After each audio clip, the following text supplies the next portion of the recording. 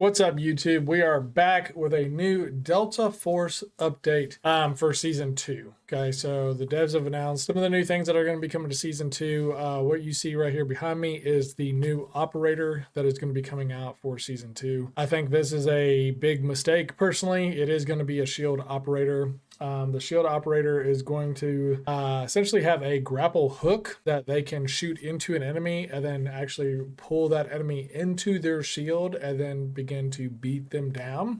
With their passive ability, they do have the ability to put the shield on their back and run. So when they are getting shot in the back and stuff, it will deflect bullets and protect them from being shot in the back. I don't know any game that has introduced a shield operator and the fan base has been extremely excited to have that in the game. Every single first person shooter that I know of that has had a shield operator has always gone bad. The gameplay has been greatly affected and the community has never been excited about it or even asked for it. My biggest concern with this is, what is this going to do for the different types of game modes that Delta Force has to offer? How is this going to impact the warfare aspect of Delta Force? And biggest thing of all is, how is this going to impact operations? So like, for example, I could easily see 3 people coming into a raid of operations, going to a high tier area and just basically camping up with their shields, and or even having 2 people be shield operators, 1 person be behind them to be able to maneuver and shoot behind cover essentially with this operator. Don't know how it's going to work yet. They haven't released too many details in regards to that, but I'm not super excited about it because I think it's going to drastically change the gameplay and dynamic of it. With that being said, there are operators that do have abilities in this game, so maybe there's some pretty good counters that could be affected to this operator. A couple other things about the operator is that they will have a razor grenade. So this grenade, when the operator does throw it out, will explode and essentially expand out barbed wire. So with that being said, you know, there's a large group of people hold up into an area on warfare. You're trying to push through, you could essentially throw that grenade in there, cause some people to have some damage, potentially get a couple easy kills.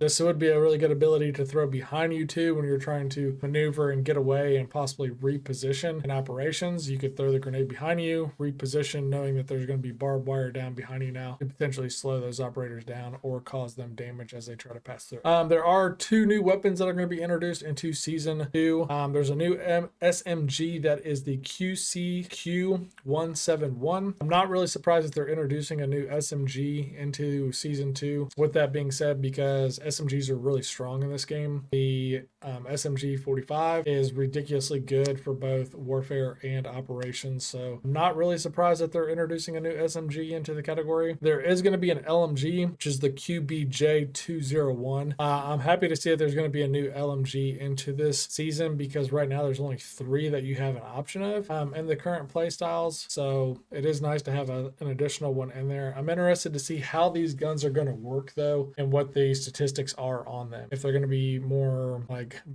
versatile and utilized in the warfare aspect, or are they actually going to be pretty beneficial for the operations mode? I don't have much detail on that at this time. There hasn't been much released on it. I just know those are going to be the 2 new weapons that are being for Season 2. Currently in China, they're calling theirs Season 3. The next addition to this season is the 3v3 mode. There's nothing really special about this. It's kind of like a mini arena, essentially, like Escape from Tarkov did. There's nothing really huge to talk about with this. It's just going to be a 3v3 game mode. You might be able to have more tactical experience. You might be able to get more of like an operations experience of a 3v3 gunfight without the risk of maybe losing gear. I don't really know much about this either. I just know that it is coming. The biggest thing that they are changing for the next season is ranked. Ranked is no longer going to be called ranked. It's going to be called points mode. And this honestly makes sense because ranked has no purpose. There's nothing beneficial to playing ranked. You don't really get a massive reward for being ranked. You may get like some emblems and stuff like that, but you don't really get anything in return for going into a ranked mode. And honestly, there's really nothing difficult about ranked. It's pretty much the same as non-ranked. So